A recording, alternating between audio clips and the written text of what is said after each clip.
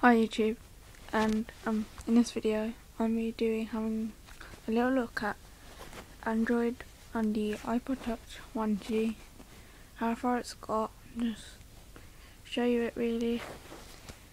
And so here we go. So first of all, you can see I'm in iOS 3.1.1, jailbroken of course, because you need to jailbreak to install this. And if you do want to install this on your device, basically consider and you look for an app called Bootlace, and when you find that, you download and install it. Then from there you can install iDroid and open iBoot, which I'll be showing you in a minute. So if I power off the device like that, turn it back on, see I'm presented with this menu. See it has iOS, console and iDroid and Android. If you have an iPhone, you can navigate through this using the volume up and down buttons, but since this is an iPod Touch and has no volume control, you have to use the power button. So and select the option, you click the home button, so just like that. Just gonna do some random commands, blah blah blah. Little green man, woo!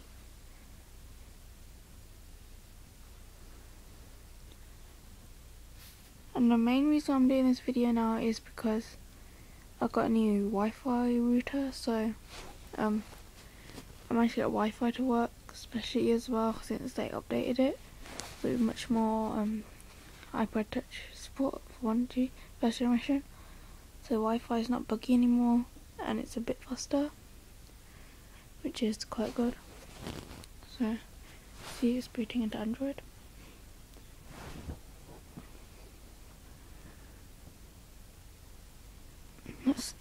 Don't know how long this will take, normally less than a minute.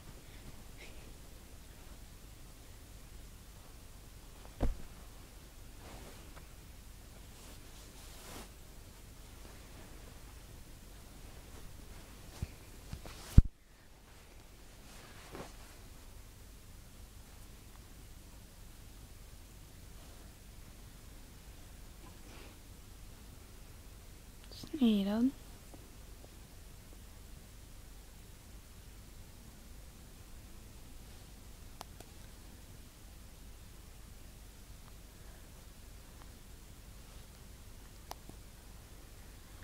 Okay, it's taken a while.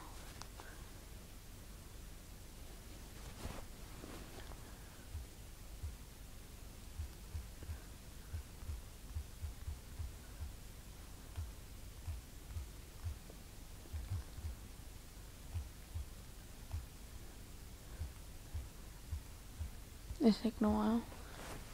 So anyway, for my future videos, I will be doing spotlight a video of a new Z-ROM that's come out. It's just updated with the new base. Don't know much. There's not really that much happening in the development community. I might be getting a new Android phone. What's it called? Because of T-Mobile's stupidness.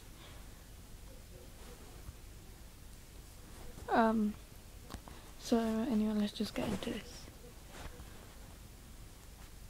Set my phone. Okay. So when you first turn it on, you are presented with lock screen, and this is just the ordinary Android Frio and a clear lock screen. And when you unlock it, you have ADW as your installed launcher. Since Android on any of the devices do not support GPU acceleration, so if you want to use launcher 2, it'll basically won't work, but ADW does work. So I've got a couple of I've only installed on that, but it's XDA developers.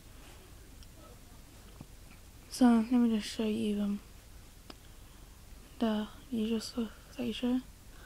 So it's an iPod Touch 2.2.1, and baseband obviously since this is an iPod. Build number on the and kernel is some Mojo thingy. But you may be wondering, Android devices have the home menu, back search button, and how you'll do this on Android. If you have an iPhone, it's pretty easy. Volume down's home, volume up's search, I think, or encore. That's back button, that's the menu button. But since this is an iPod Touch first generation, you only have two buttons, which is the home and the power. So all you have is back and menu. Just press it. But if you do want to anytime press the power button, you have to press it from here, which is just like what you can see on honeycomb, bottom corner, like buttons that are actually on the screen. Yeah, some of those are already included in tablets like the Advent Baker. So let's just show you what this can do. Well, you have some pre-installed apps, which is like a file manager, which is very useful. You just SSH into your device, copy APK over, open up file manager, find where you installed it to, and just install it. Pretty simple. You have the web browser, which supports multi-touch. If I want to find a website, can't think of one, blah blah blah, one BBC. It's very hard to use the keyboard in this, sadly, because if you just touch it as a normal touch, it thinks you actually hold it down, and sometimes it does actually not pick up the touch. So if I try B, C, there you go, to my bookmarks. So if I quickly launch that,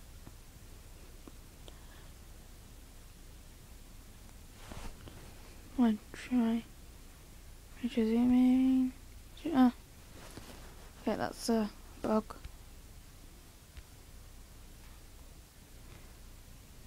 Okay, my Wi-Fi is just gone on the device. That might be a bug.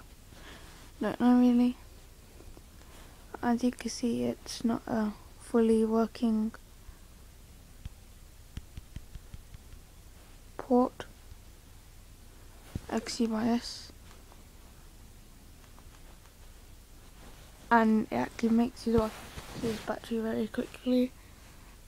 Before I had about 60% on this device before I started this video. I have about 10, no, not 10, about 30. So apart from that, this works very well. Yeah, most of the things work on this.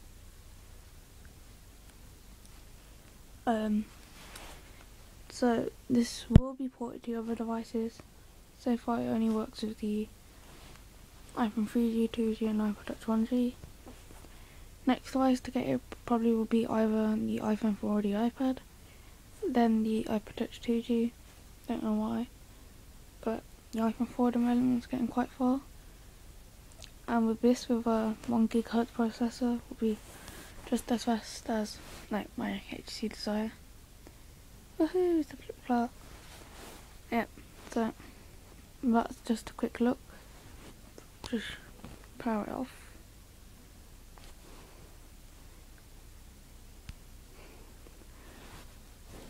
It isn't ready for what you need an actual phone to do, since of the terrible battery life.